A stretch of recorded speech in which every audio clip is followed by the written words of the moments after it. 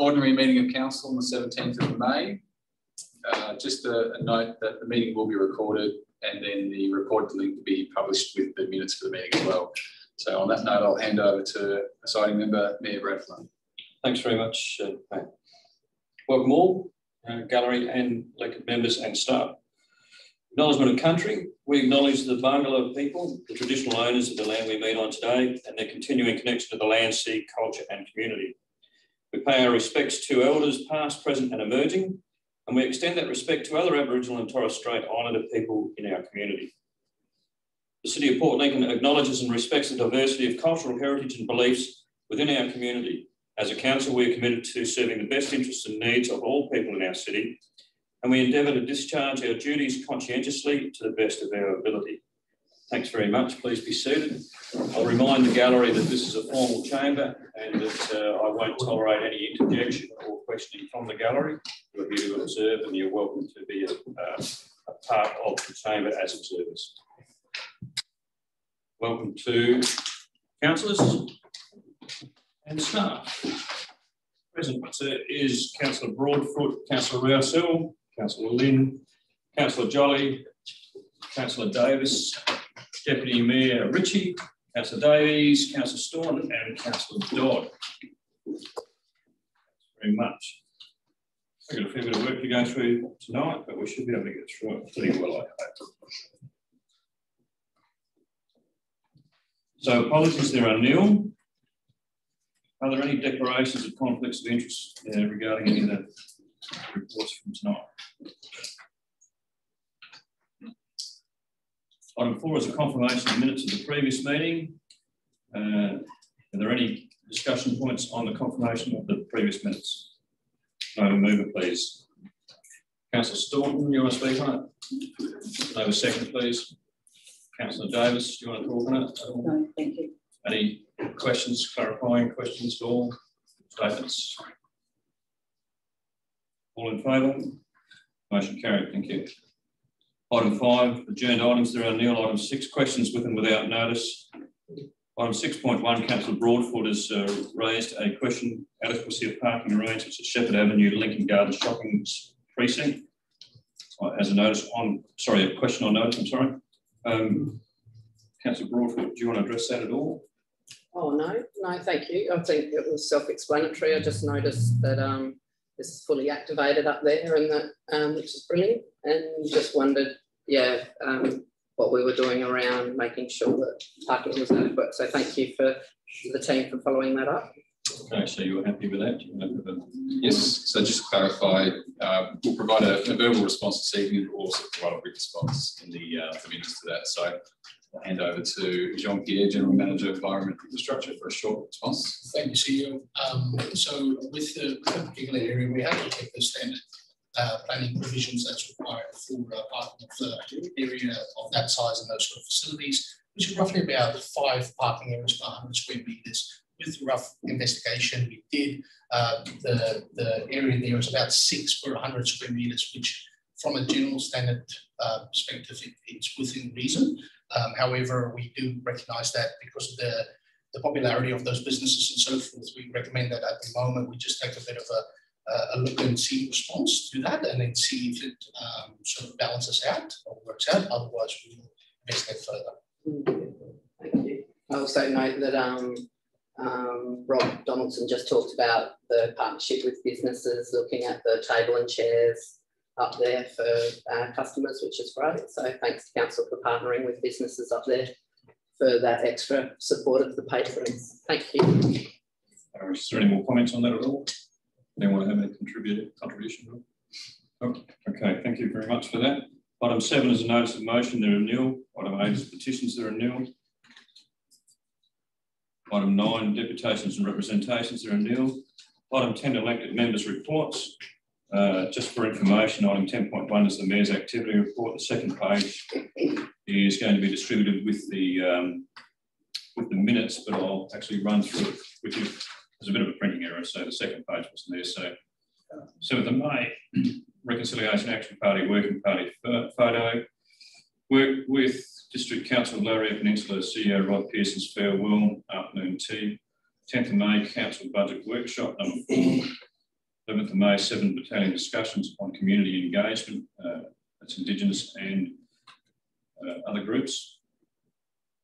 Had an interview with the ABC on the 11th of May. I think that's the 7th report regarding the issues last week in that terrible accident. Stakeholder discussion of Port Lincoln sporting groups. Short discussion with the groups from that. 11th and 12th of May, there were numerous media interviews regarding the accident. 13th of May, meetings with the Port Lincoln real estate agents. That was an industry meeting. That was pretty good, pretty well informed from what fell out of that. We had a meeting with the Regional Development Australia regarding T-ports. Council workshop, South Australian Water to brief Council's EP desalination plant. We all attended that. Project update, basically. The 14th of May was liaison with the commanding officer and the regimental sergeant major from 7 Battalion for discussions regarding the freedom of the city that we're working on in the background. As we progress those, I'll let you know a little bit more about that. Still very, very early days in this stuff. 16th of May was the Port Lincoln History Group official launch of the photo kiosk and afternoon tea.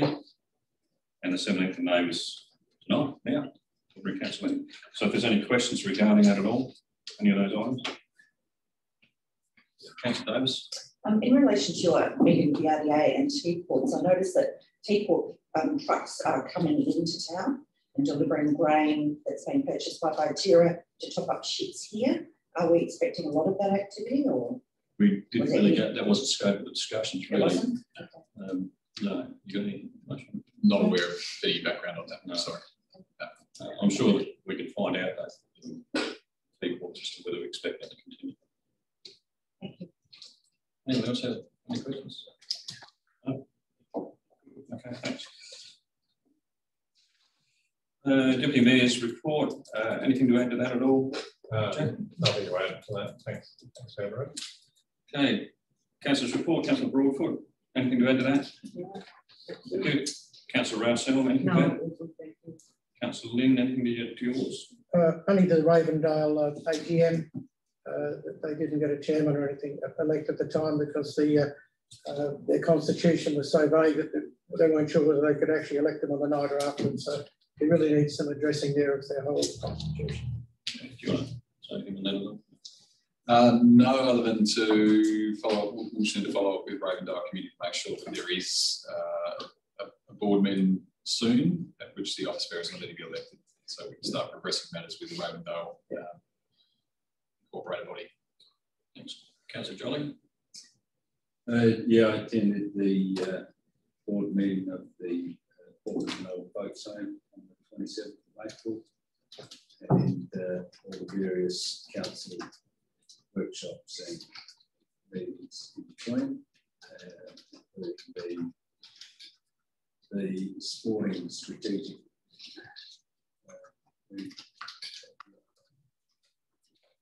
Good. Thanks very much. Councillor Davis. I'm happy with what I've listed. The others are part of the role tonight. Yep, thanks a lot. Councillor David. Workshops, and I've been meeting with quite a few constituents. Councillor Storm. In the budget workshop on the 3rd of May and the 10th of May, foreshore car park workshop on the 5th of May, 11th of May, sporting club workshop on the 13th of May, the SA water information session on the resale. Yeah, the council budget workshops and the sporting groups meetings will be also. Thanks. Is there any discussion on any of those at all? Good to see that we're out amongst the community, which is good. Thank you. Item 11 is council committee reports and minutes. They're in nil. Item 12 is Chief Executive Officer reports, resolution status report. Over to you, Matt. Thanks, Mayor Brad. So members, as you can see from the table, quite a lot of work being undertaken in response to council resolutions and some detailed commentary in the full action status report in there as well. I might just point out, because there wasn't any commentary on, so page 2 in the agenda, the table, there's some items down there, 12.7, summary of key themes from consultation for Library Visitor Centre. So that's currently listed as in progress, and that's the resolutions in relation to finalising the design brief for the Library Visitor Centre and cinema project. So the current status of that, obviously there hasn't been any progress because there's two conditions. Effectively, Council's resolution was to progress with the design brief to the point where we've consulted with National Trust of SA to incorporate aspects of preservation of the existing buildings and or adaptive reuse as a preference if the project objectives can be delivered. And the second part of that was to work with the existing cinema operators. So both of those parties have been advised that there hasn't been any progress as yet because the project hasn't received funding. And as per the resolution of council, that project won't go out. The design brief won't be released unless the project receives funding. So just to clarify that, because it wasn't actually in the comments in there. And the rest of it's largely as written. So happy to take any questions from members if there's any questions on that. Councillor Davies. Through you, Mayor Brad. Would the investigation for boundary alignment be on here? Yes. So Am I missing? Through you, Mayor Brad. No, there's so page 2, about halfway down, petition received request for further consultation on proposed demolition. So again, in the summary report, it's probably a little bit confusing because you're seeing the report name that was in the council agenda, but when you look at the full report in the agenda attachments, you see the actual resolution that it relates to. So the one that's highlighted in red, which says in progress, is actually the resolution to have a follow-up briefing paper in relation to boundary realignment. So yeah, so we have had, and there is some commentary in there. So we've had a conversation with the Boundary Reform Commission, and we're working on bringing a discussion paper back to the council sometime within the next month or two on that. Thank you. Yeah. So we'll take that as feedback also that possibly we need to look at the titling in the actual report in the agenda. Deputy Mayor Richie.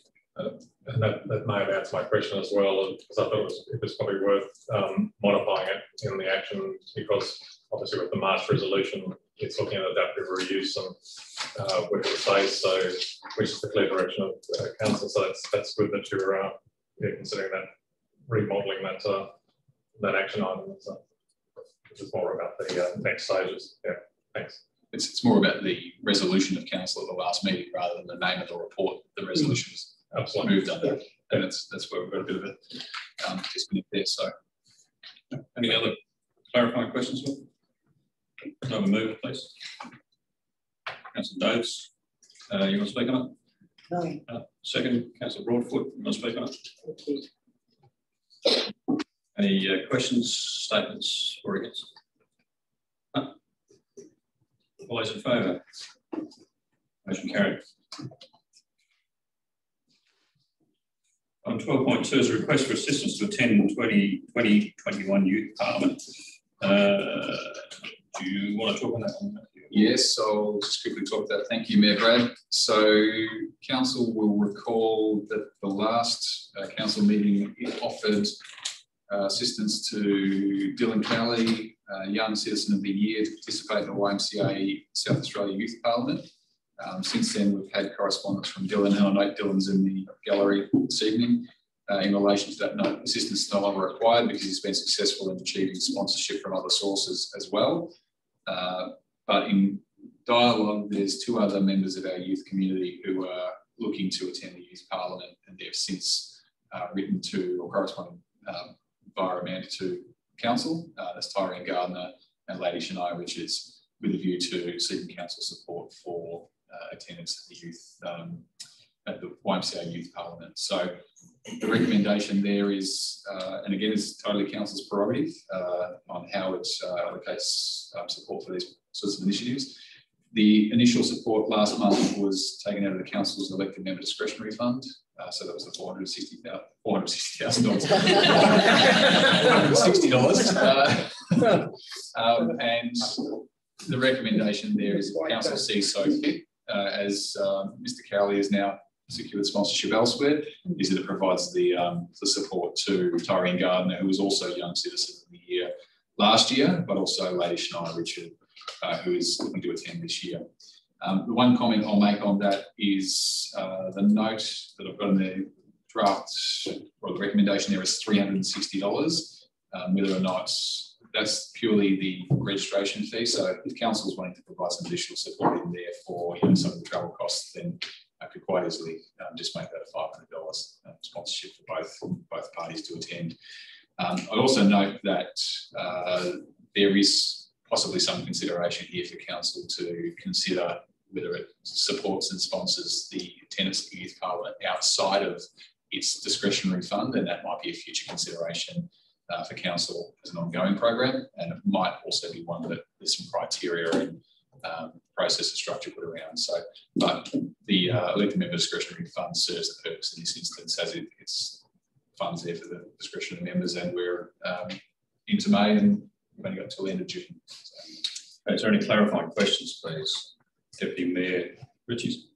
And it may have been answered as well there, which was the opportunity to put in there an amendment to add in that it becomes something as an annual basis to support the Youth Parliament interaction by young people from this community. And I think that would be great. Okay. Just restrict yourself to clarifying questions, then I'll go for a motion. And once I've got the motion, everyone speaks on the motion, then we can go for statements for or against. Just make it easier for us. So we go through. So clarifying questions. Councillor Davis. May I ask how many individuals of the Youth Parliament are here in Port Lincoln? To be honest, I'll have to take that question on notice. I'm not aware of that. I believe in last year's round, Dylan Cowley is with us. Mr. Cowley is with us this evening, was the only Port Lincoln representative on the Youth Parliament. And this year, my understanding is it would be the 3 people from Port Lincoln. But I can take that on notice and clarify that.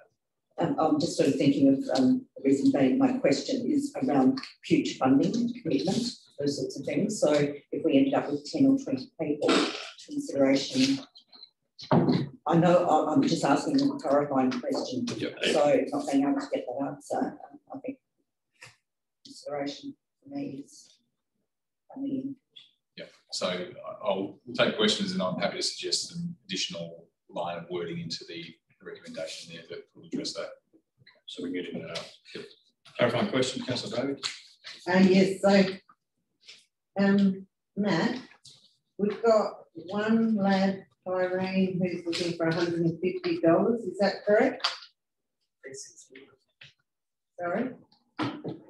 Says the recipient of $150 funding from council to attend the commissioner for Something else. and then $360 for Shana. I think they're looking at $360 for $360 is the 2 registration fee to participate in the event. So I'll have to go back in the attachments. I've got a question on clarification. My understanding, the reading of that, the $150 that you're referencing was in reference to something else, not the attendance fee per se. Oh, I thought he's got funding already from something. Yeah, that's what it says. So, and we're giving them $360 each. 2 of them. Yeah. Each person. Each person gets, we're paying for their the registration fee. registration. Yes. Okay. Yep. Thank you for clarifying that for me. So Okay. I guess in terms of moving forward, members, so the wording on there is that subsequent to the previous resolution and commitment to provide funding support to Dylan Cowley for the purposes of attending the YMCA South Australia Youth Parliament, Council acknowledges that Dylan Cowley no longer requires council assistance and provides an offer of funding assistance, in brackets, sponsorship, to the value of approximately $360. Suggesting we make that approximately $500, each to Tyrene Gardner and Lady Shania Richard for the purposes of attending the YMCA South Australia Youth Parliament, and that the funding assistance to be allocated from the elected members' discretionary fund budget. I'm suggesting, based on the questions asked this evening, another line be added that the CEO finalise the final sponsorship amount for each individual to the maximum of $500, and then a second line under that, a consideration be given for developing guidelines and council's future support options for potential attendees to the YMCA South Australia Youth Parliament.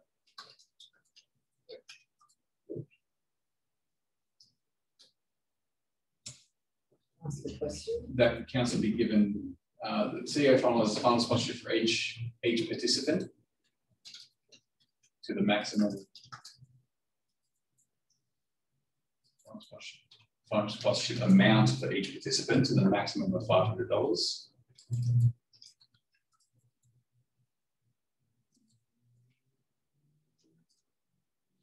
And the consideration be given to maybe remove the word guidelines to future options for supporting attendance at the YMCA SA Youth Parliament. Perhaps a question from Councillor Davis. Through you, Matt Bragg. So what I'm hearing here, This is a clarifying question. yes, it's a clarifying question. What I am hearing and what I am asking is the fact that the CEO has moved or recommended that we change it from $360 to $500. Is that what you're saying? Correct. To a maximum. And then we can resolve those questions in relation to whether or not Tyrone needs the $150 additional for travel expenses or whether he's got funding from other sources for them. Okay. Any other clarifying questions? Yeah. I'm just wondering what's the quantum left in the discretionary fund? Yes, so as per the report, so the $2,500 approximately is being committed out of the $5,000 fund. So you've got about 2,400 remaining for the remainder of this financial year. Got 2 months. I'm happy to move that way. I'm wondering whether we also extend an invitation to those attendees to come and present to council when they return on what they... Okay, hang on a second. Okay, so any other clarifying questions? No, right, Andy, yeah. Yeah, I have got a clarifying question. Okay. Why do we, so in future, there's going to be funding for up to $500, but at this table here tonight, we're giving them $360. No. It's council's prerogative what it provides funding support for, if at all. And again, as written in there, since the agenda was released, a further correspondence has come in from Ms Richards requesting assistance for travel expenses in relation to that as well. That's why it's changed from 360. I would think that's the only question I've got. Yep. Right, yeah. Would you like to move it, Councillor Broughton? Yeah, I'm happy to move that one. Do you want to speak on it? No, I think I just spoke. Okay. Can I have a second, Councillor Ritchie? Very happy to second that. And I think it's a good precedent and to look at the future as an opportunity for young people in this community to have that interaction at the state level and bring that information or that learning back into the community. So I think it's a very good thing to support. And I believe that there's enough guidelines there to work up to $500. They may not require that, but it's a case of giving an opportunity for the CEO to work with them to make that possible rather than not possible. So totally support that. Okay. Any questions or statements for or against? Davis? I will certainly support the motion, but I am, as a group here, in council's best interest to also make sure that we actually have a framework around this moving forward, a very clear framework, because I think that, you know, what we give to one, we need to be in a position to give to another. So let's not set a precedent that's should be unmanageable. I think it's a very good investment in our youth. Yeah. And that last, I think, sentence covers that. Okay. Start for or against questions? Through you, Brad, I support the funding of 360, which was asked. But I support looking at up to $500 in future once those parameters have been set. But yeah, I think 360 is what they've asked, so that's what we should be giving them rather than more. Any other statements for or against or questions? Councillor Storm. I'm happy to support the motion. I think looking forward and at our strategic planning, this be considered part of the youth action plan, maybe involved in I'm happy to support the $500. The motion stands. Thanks very much. Anything else from anyone? On the motion, it's up on the board behind me. All those in favour? All those against? Motion carried. Division's been called, set the motion aside. All those in favour of the motions that stand behind me, please stand. Councillor Broadfoot, Councillor Rousell, Councillor Lynn, Councillor Davis, Deputy Mayor Ritchie, Councillor Staunton and Councillor Dodd. For. Against, Councillor Jolly and Councillor Davies. Thank you.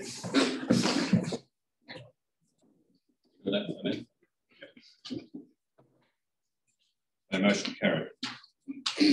Item 12.3 is Councillor Jolly request for leave of absence. Might have a division on this one too.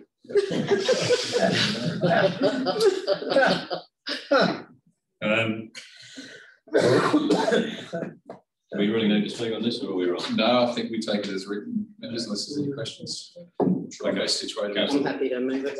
Okay, you want to move? Sorry. Councillor Rousell. Councillor Rousell, in a second. Oh, no, I'm happy to second it. Thank you. No discussions for or against. All those in favour? Motion carried. All those against? You put your hand up. Motion carried. Thanks so much. Item 13 is corporate and community reports, finance and business. Proposed changes to council's principal office operating hours. We've done a pretty substantial workshop into this one as well too, haven't we? So over to you, Matt, or sorry, David, if you want to discuss it. Thanks. Not too much to discuss. The report came to council. In terms of the act, we went out to community consultation.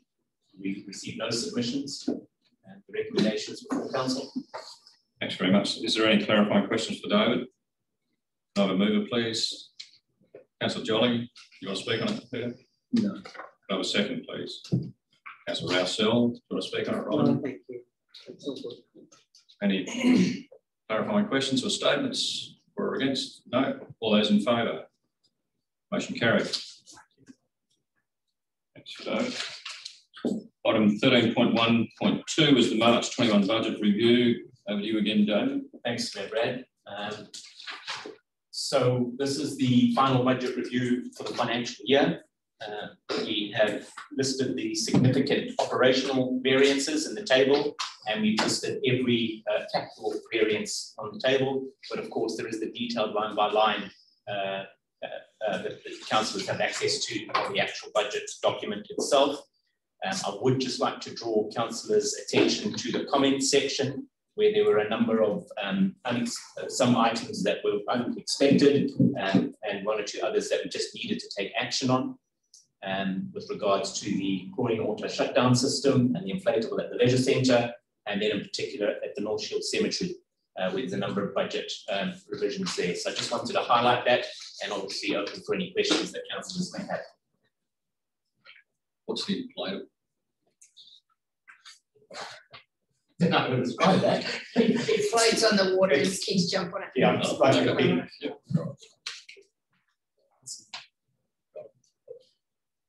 No clarifying questions. Can I have a move for it then, please? Councillor Staunton, do you want to speak on it? No? I think the two workshops we had were really helpful to get us to this position, and it's been a really good process, get an understanding of where we're at and how best to move forward, covering it and all those strategic plans. Thanks very much. Second. Councillor Davis, would you like to speak on it? No. Any statements for or against? Councillor Dodd. Yeah, just should have been a clarifying question, but statement nearly $1.5 million in deferred projects carried into the following current financial year, next financial year. What confidence have we got that we are going to have a similar carry forward into the next financial year and after that as well? I know we mentioned that we're staff shortages with a major impact on getting projects off the ground.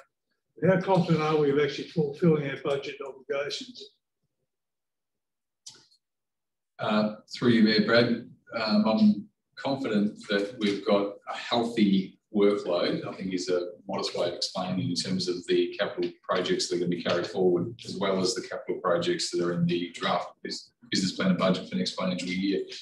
I think the comments that you've made there, Councillor Dodd, is correct in terms of a lot of this is attributable to, I guess, organisational changes over the last, particularly probably 18 months. And I think when we look at the main project delivery area of council, in that area, there's a business manager that hasn't been there for nearly 6 months, 7 months. And then when we had someone acting in that role, they were acting in that role 3 days a week.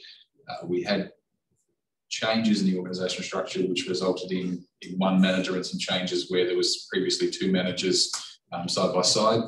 The works coordinator and then sitting under that civil supervisor have all been vacancies where there's been periods of vacancy for well over 6 months. Added to that, the appetite for council over the last few years to progress with the master plan processes, with precincts master planning and some of those other bigger processes. I'm confident that we're now in a position where we've got the staff into the seats that we need them in. And I think when we look at the leadership structure, so JP, John Pierre, the General Manager of Environment Infrastructure, has commenced 3 weeks ago. So we've now got a full-time General Manager in responsible for that area. We've now got a coordinator who's been on board for just over 4 weeks. And we've got some seriously good heads when it comes to infrastructure management now. So I think there's been a lot of discussions internally over the last few months in particular, and also in the last few weeks around how we're actually going to restructure the project delivery and actually get some outcomes in terms of deliverables, rather than just looking at what's accumulating in the budget. I guess the other aspect I'll add to that is, as the CEO, I don't want to be sitting here next year with a year's worth of backlog projects. There is going to be a catch-up period. The key aspect of that is we need to actually resource these projects adequately. I don't think that's been done over the last 18 months in particular, but we've also got to be a little bit more diligent in how we actually oversee the governance of that and how we report that back to council as well. So we've got a lot of little projects in there which we can knock off, but we've also got some substantial projects in there. So there's a lot of work in progress, but I'm confident that we're not going to be having this discussion this time next year. Okay. Councillor Davies, you had a question or a statement for you? Haven't we moved it? No. Yes. Councillor Staunton, Councillor Davies. Yep. So it's been moved. So I'd like to speak against the annual budget. And it's not the budget. So just to clarify, we're dealing with the budget review 3. Yep, sorry, the budget review. Sorry, my wrong words. There's a 4% rate increase. And in our workshop. Sorry, Matt, Brad, that's the annual budget for next year. This is the budget review for this financial year that we're moving at the moment. So this is the March 2021 budget review to reflect the financials to the 30th of June this financial year. That's the report. Can I just make a comment? I think what may be confusing Councillor Davies is the fact that the word carry is sitting there at the moment. We haven't voted on it. So we haven't got to the annual budget and business plan for next year as yet. I have nothing more to say then until that topic comes up. No problem, that's good. Okay, here we go. So we've got Valerie, Councillor Staunton has moved, Councillor Davis has seconded, and Councillor Davis. Just a comment. I think COVID also had a huge impact on communities right across Australia, and particularly small local communities. So as far as projects go, I've got good faith in where we sit at the moment relative to staffing and catch up on projects. So we're in a different place to what we were in March this time last year. Okay, thanks. Is there any other statements for or against? If you wish to ask a question, you can ask another question. Yeah, Councillor Davies. Matt, there's a bit of trouble with people getting, just sort of a bit of a follow-on from Councillor Dodd, there's people that are having trouble getting, you know, materials and stuff. So, and I understand we've seen a 600,000 increase in salary, so we've got a great team. You know, so is this a question? Well, it's a query that the delivery of the foreshore project with these other projects, it won't be too much for staff. Like it's a big impact. I know we've got a full team going forward, but with the COVID not being able to get, like there's plenty of, what do you call it, builders and like normal people, small businesses around that can't get materials. Yeah. We are confident still. It Yes. is something that we should be aware of before running into stuff like that. Because so the question is, do we have the staff capacity to carry out projects as allocated? no, we looked into the other issues like COVID not being able to. Well, Yeah. is So it COVID? just to clarify, yeah. So I get the gist of the question. And I guess it's a consideration for every council in every state in Australia at the moment, and everyone has to build a house. So in terms of what council improves, and we're talking about the budget review at this point, talking about carried forward projects. The issue with the carried forward projects is not necessarily materials. It's about our own ability to resource the project management internally. There will be a consideration that needs to be made in some of these projects around availability contractors, but that's just a timing consideration. So it's not that council won't deliver the works, but there may be timing considerations in that. Given that we're now looking 12 months into next financial year, we'll have to work through some of those considerations. For the larger projects, such as the foreshore project, which is a project that's likely going to span 2.5 to 3 years, it's not going to be completed in one financial year anyway. So, but they're all legitimate considerations that we need to deal with when we get into the project management of it in terms of sequencing contractors, materials and availability, but that shouldn't deter council from setting its budget and its priorities to deliver the projects. And I guess the underlying narrative from federal and state governments has been to increase expenditure on infrastructure projects in particular to stimulate economies. So that's fundamentally, by keeping up your works program, you're going to stimulate the local economy through this process. We're always going to have issues with the availability of contractors and materials, and we'll just need to work through that on a project basis. So, You're confident? Yeah, I'm speaking for you. I'll just speak here quietly. Would you like to speak for or against? Yeah, I'd like to speak for, and I just would like to acknowledge the work that Bonnie and David do and the rest of the team. Like I really like the Memorial Tree of Remembrance strategy. Is that one of Dom's projects? Thanks, Dom, because yeah, I just really like that's been another sleeper project. Oh, don't take that the wrong way, but it's been another one of those projects that has been, you know, people are really interested in having a place of honouring, and that's an innovative way to solve that. So thank you very much for that. And I appreciate the ways that the report gives us that clarity around what's needed at the leisure centre. Yes, we know there's ongoing expenses, but let's keep ourselves up to date and be a progressive regional city that's looking after our community. So thank you for the work that you put in, and I'm seeing your fingerprints all over stuff, Dom. So yeah, I appreciate the clarity and transparency that we've got in our reporting, and that we do invest in these resources for our community. So thanks. Okay. Anyone else? No, would you like to reply? What reply? No, I just want to echo what Councillor Broadfoot just said, that Memorial Tree of Remembrance sounds a great idea, and again, it's been sitting there for a while. So, but I did want to thank the CEO and the staff for progressing a lot of stuff under an intense year, and things are starting to see things moving along. It's, you know, kudos to you guys for all the hard work you've been putting in. I appreciate it. Thanks very much. All those in favour? Motion carried. Thank you. Item 13.1.3 is the draft annual business plan and budget 21-22 community consultation.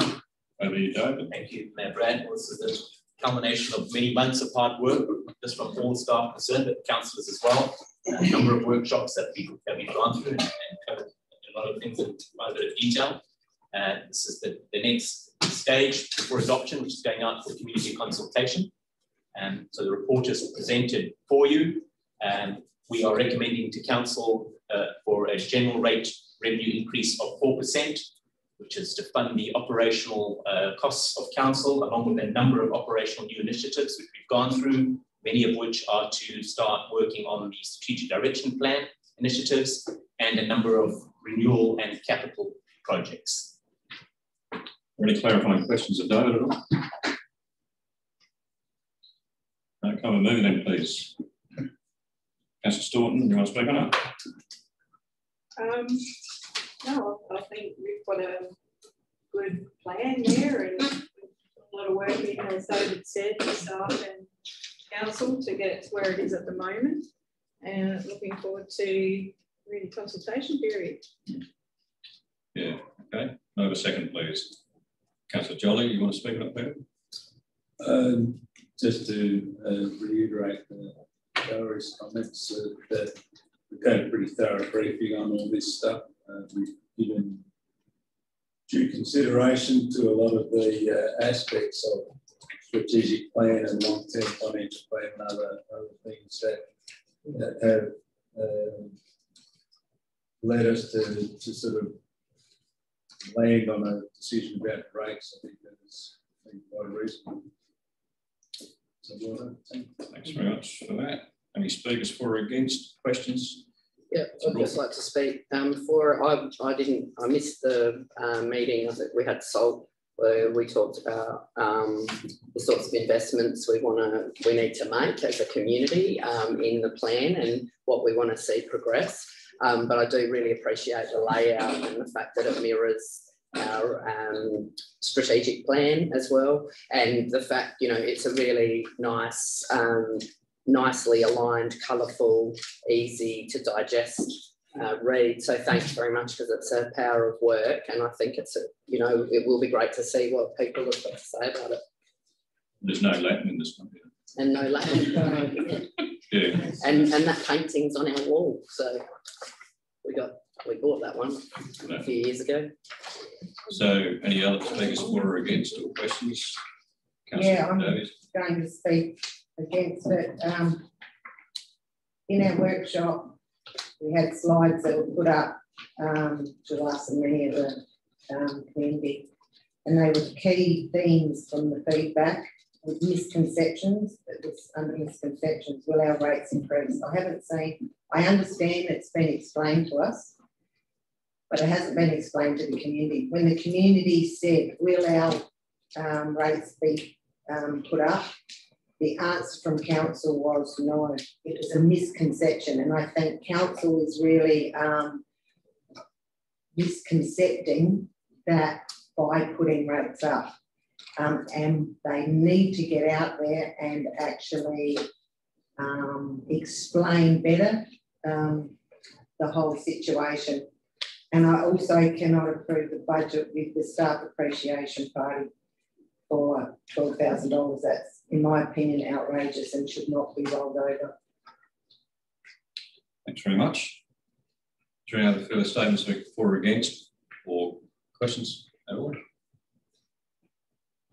All those in favour? All those against? Motion carried.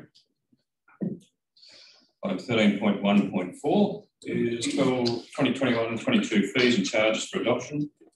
David, do you want to talk on that at all? Thanks, Mayor Brad. Bonnie's done all the hard work on this one, but it's pretty straight. I'm sure you do credit for this bit.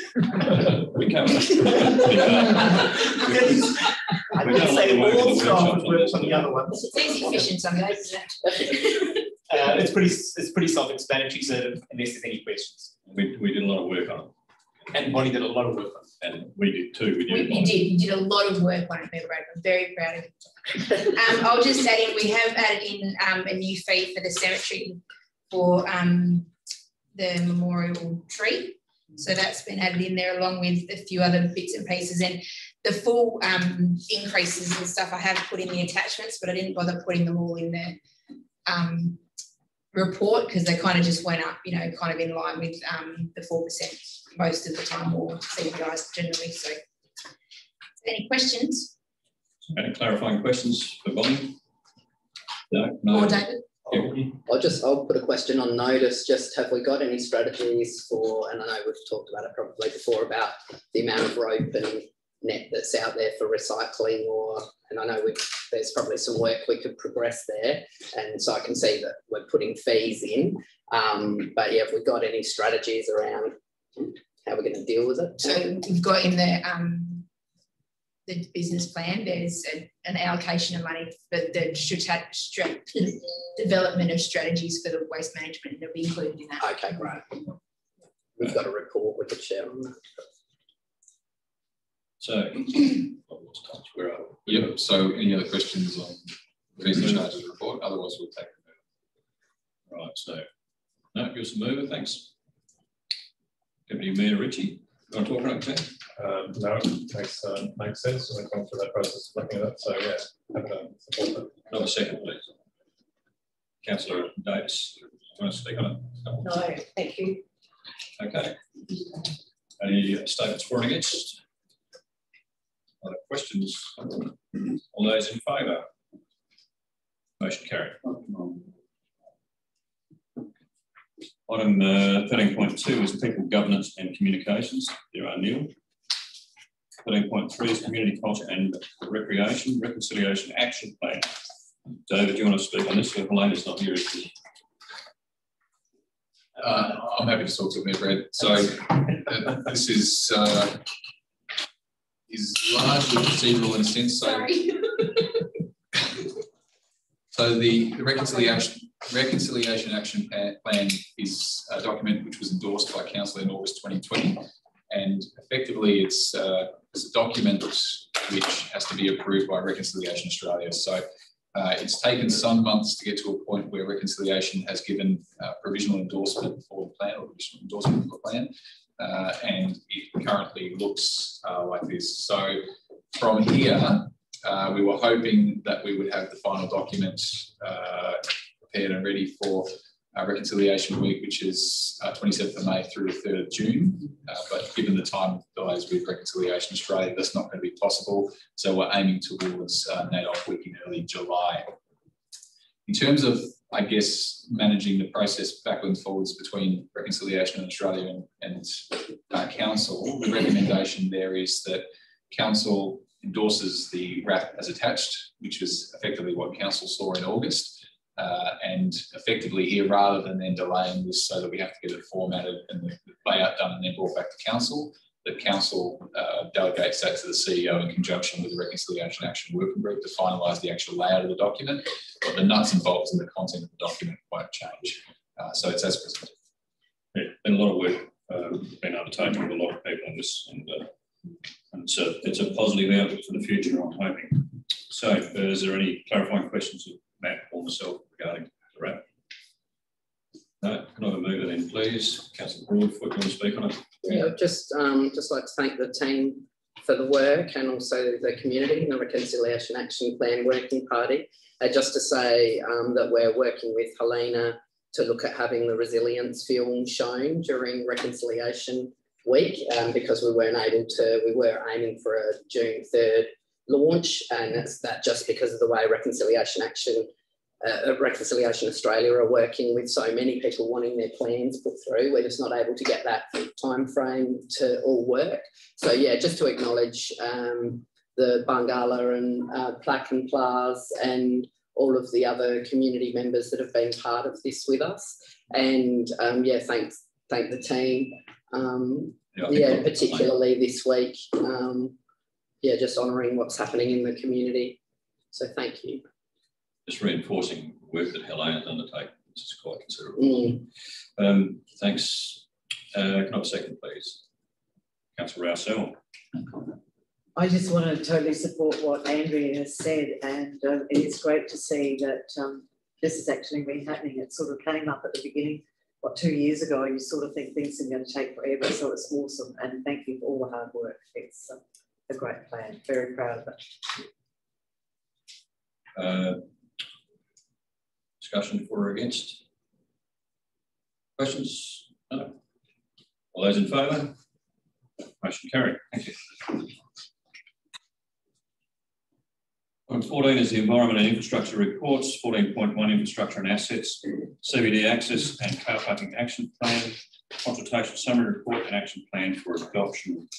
Rob's down for that, he's obviously not here, so over to you, Matt. Thanks, Mayor Brad. So the elected members, I believe we were all at the workshop a couple of weeks ago when it was getting quite chilly in the media room, and I think we were there until around 10 o'clock at night going through with Rob the consultation summary and the draft car parking action plan. So quite a comprehensive report that's been put into the agenda there and supported by the consultation summary and the action plan, largely as written.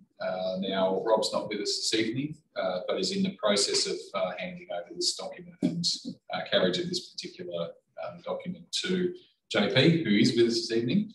So if there's any particular questions, we can take those from the members. But in short, this is a document that encompasses the principles that council wants to work through in terms of managing its car parking system within the CBD area in particular. And it will be used to underpin, I guess, other planning processes. There is an allocation of approximately $70,000 in the draft annual business plan and budget, which has just been endorsed for public consultation to start working through some of the short-term actions within the access and car parking action plan within the next 12 months. So with that, we'll probably hand over to those questions, noting that there is quite a comprehensive report and supporting information there. Clarifying questions? Question. I'm realising that this point 3 in the recommendation, with my role as chair of the Port Lincoln Chamber of Commerce and Tourism, I probably should declare a conflict of interest within that as well, but same around. Where's that, Jim? Point 3 in the recommendation. So I'll take that as a perceived conflict. Yes.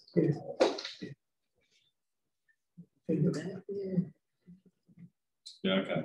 So that action there is effectively, that part of the recommendation there is that we work with the Chamber of Tourism and Commerce, work with the business operators and the property owners in the CBD to actually work through some of the detail of the car parking action plan priorities. So in particular, when we come down to the minutiae of particular streets where they might be making changes, we're actually working with those local businesses, and there'll also be an opportunity to have dialogue with local businesses around how we accommodate worker car parks as opposed to retailer and shopper car parks who are actually visiting premises as well. So I guess that's really just a commitment to council that as we work through the implementation of the action plan, that there will be some direct stakeholder opportunities for business owners within the CBD to be involved in those discussions. So just clarifying, Jack, you're saying you have a perceived conflict of interest, but you're going to stay and vote. Yes. I'll say that. So can you make sure that you do the paperwork with Amanda after? Absolutely. Yep. And Councillor Davies. Well, I'm thinking now that I might have a perceived this is a clarity as well if you're working with business owners. Not that I own a business, but I'm the manager of community house, not the manager of the pantry. If you've got a perceived conflict of interest, you declare that you're going to stay and vote. Yeah. Yeah. Okay. Will you fix up the paperwork with Amanda afterwards, please? Just make sure it's followed up. Thank you for that. Where are we? Now I have a mover, please. Councillor Ling, you want to speak on it? No, but well done at the workshop. Yeah.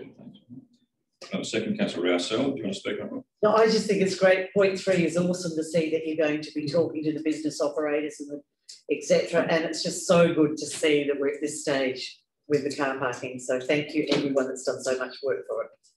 It's so good to see. Thank you.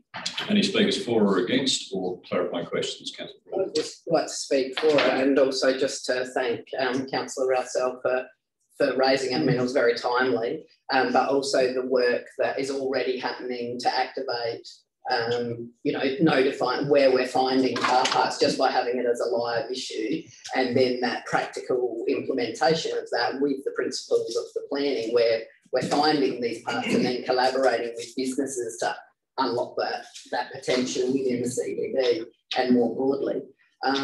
Yeah, so great, Robert. Speakers for or against? Just a question, if I can, through you, Mayor Brad.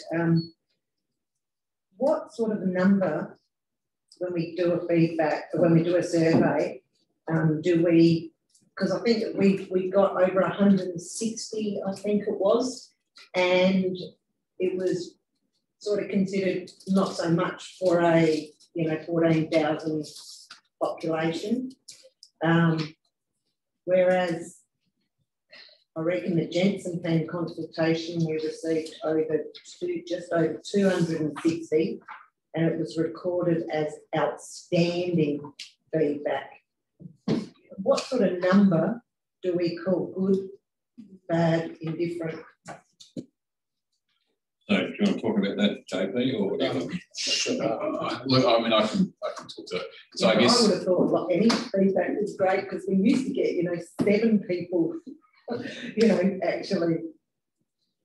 I think in the context of volume, and when we're talking about community consultation processes, I think there's obviously different engagement and different responses to different consultation processes. I'm not sure that we should be classifying any sort of response as, best response in terms of number of people who are interested in responding to surveys or how we classify that.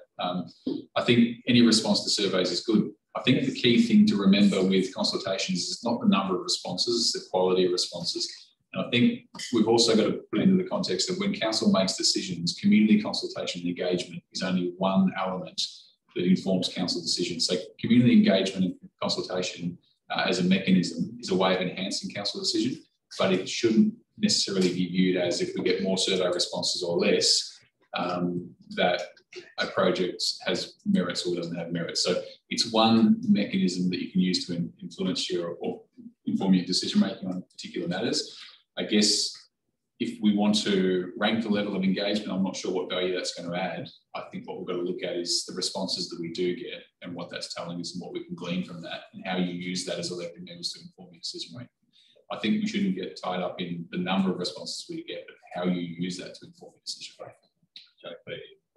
Through Brad, in my previous life doing statistical analysis, to have a representative sample set anything above 0.5%, which is about 75, 80 people, I would be comfortable representing a majority of the people. So, again, that's based on scientific types of analysis, but if you sort of looking at, if the question is, does that 160 represent the community of 15,000? From this type of analysis, I would be comfortable with that.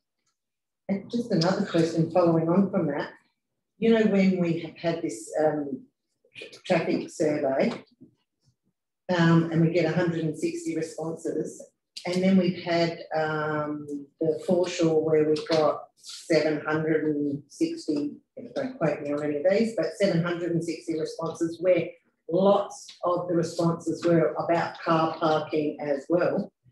Do you collate these two surveys together, or do you keep them separate?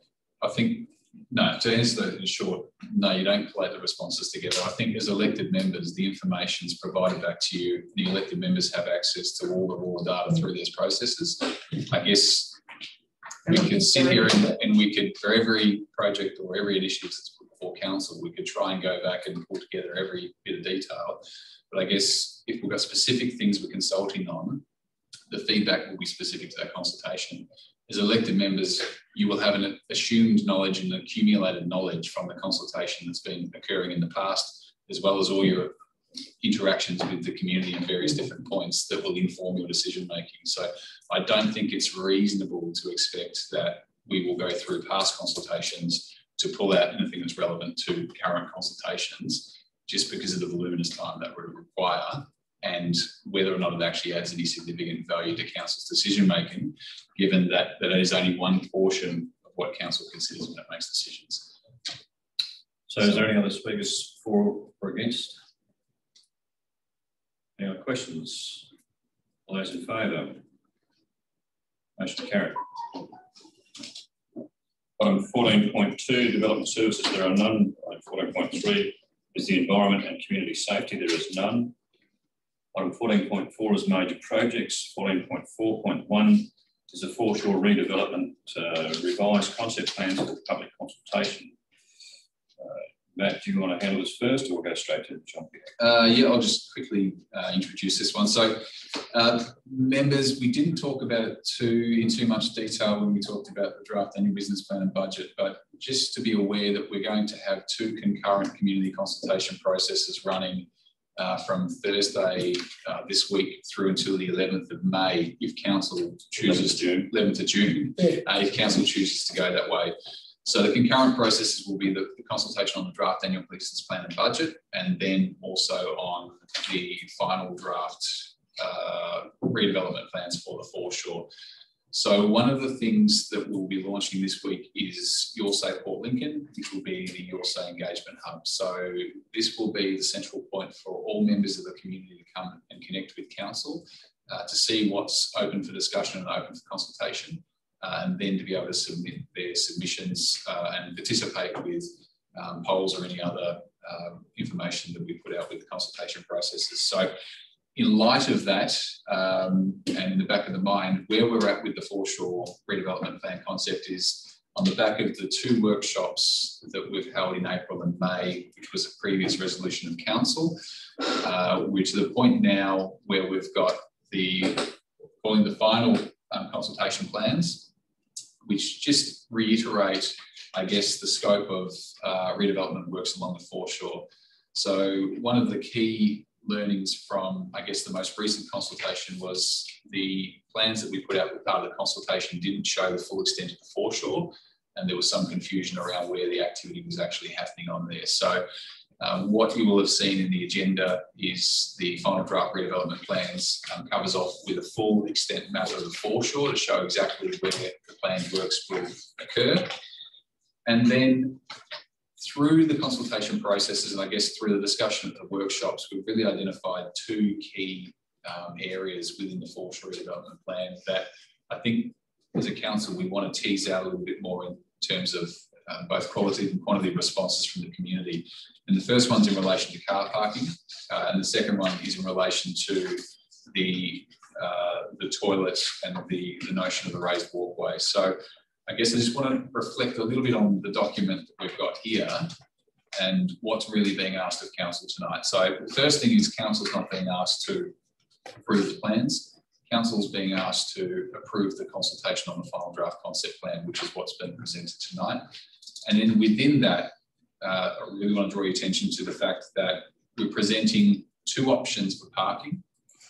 So one is titled in the document, the modified parking provision, which has its pros and cons in terms of public realm, accessibility, inclusion in there.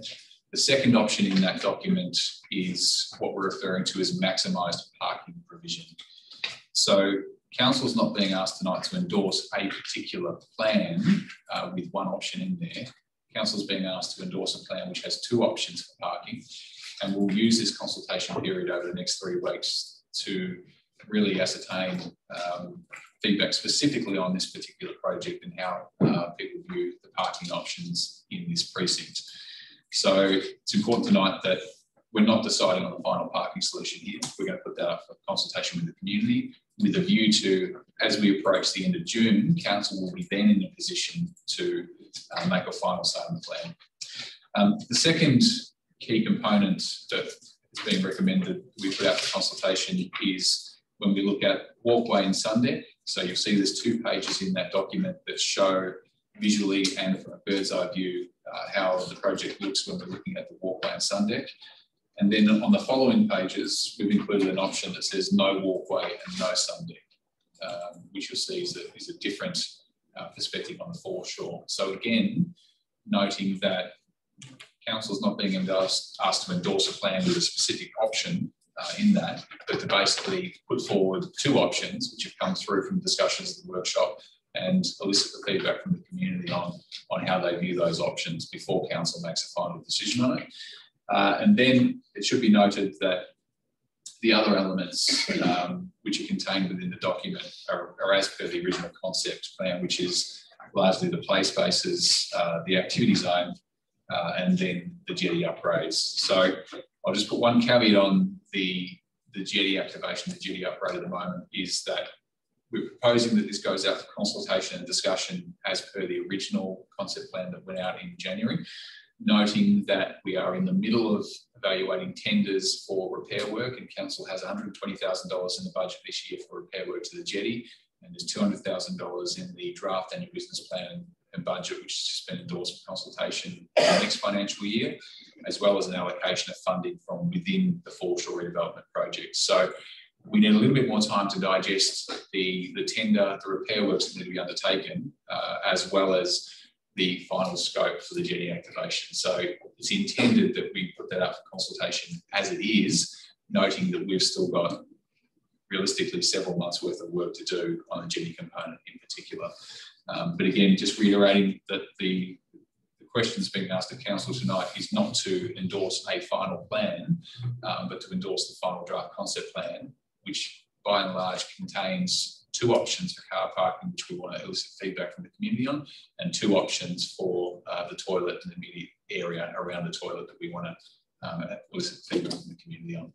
So I guess within the context, members, you've got access to the report, you've also got access to the plans there. I guess we'll hand over for questions, noting that the feedback process will be the same and the consultation process will be the same as the annual business plan and budget. I will just add in there that with both of these consultations, we will be activating a drop-in centre in the former air travel office downstairs for a 2-week period. So for 2 weeks, and we're finalising the hours, but at this point we're anticipating that it'll be open from 8 o'clock to 11 o'clock every weekday, and then 3 o'clock to 6 o'clock every weekday.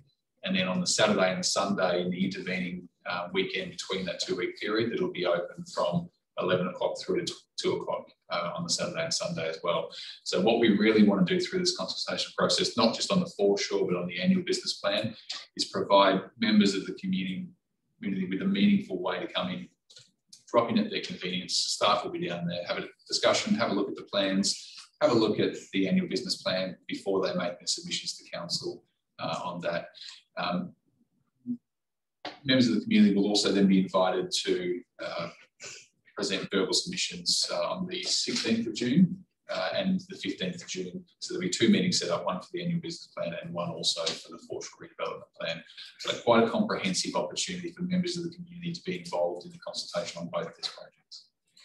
Thanks, Member. So, clarifying question. Yeah, the submissions, the verbal submissions will only be for people that have put in a written submission to then speak on behalf of that. Through you, Member, so we'll clarify that with the annual business plan process, there's a requirement to provide the opportunity for people to provide verbal submissions and questions. So we'll just make the process consistent across the 2. So they can just, like we were told before. We'll be asking people to register their interest prior, obviously due to COVID, so we know who's coming and how much time to allocate. But under the Local Government Act, there's a requirement to provide a meeting time of up to 1 hour at a meeting of council for people to provide submissions. Given that the foreshore project is a key major project, it's reasonable to expect that we will extend the same process to this project as we would to the annual business plan. So they don't have to have a written submission to have a verbal? No, no. That's changed.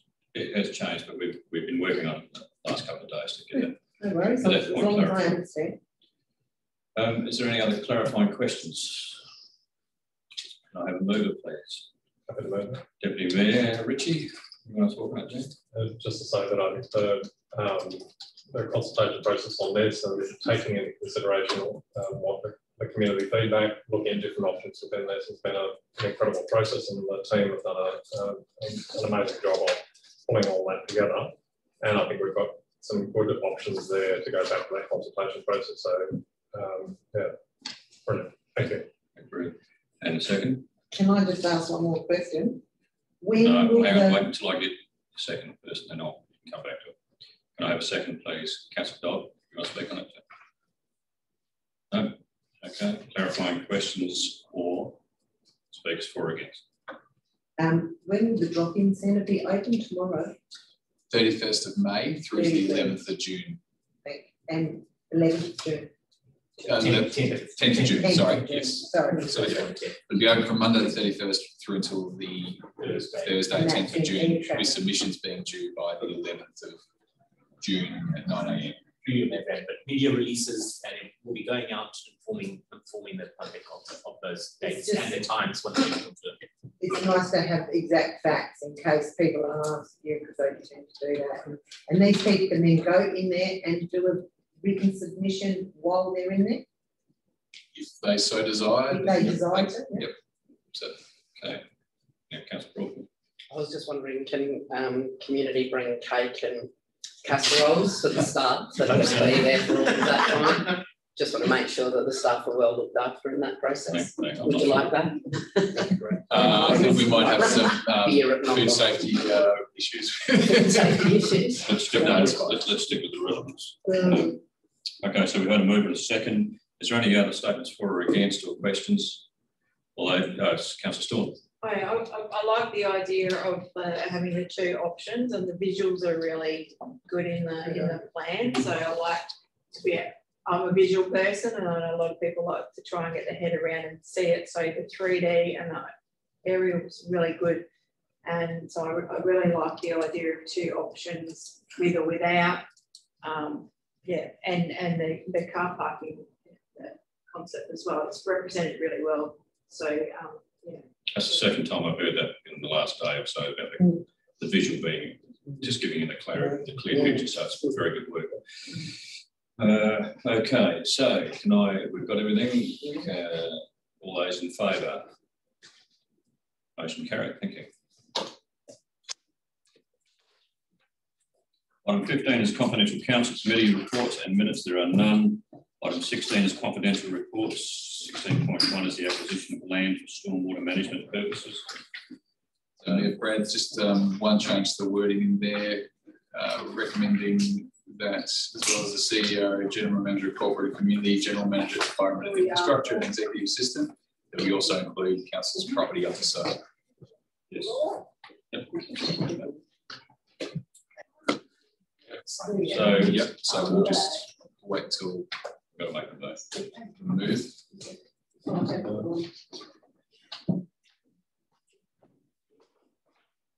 So can I have a mover for going in confidence? Councillor Davies, and second, Councillor Jolly. Those in favour? So that was Councillor Davis, Amanda. I said Councillor Davis. No, you said Davies. Did I really? I apologise to both of you. My notes. Yeah, all those in favour? Yep. Motion carried. Can we just make sure it's all? Yep. I think Valerie's making sure.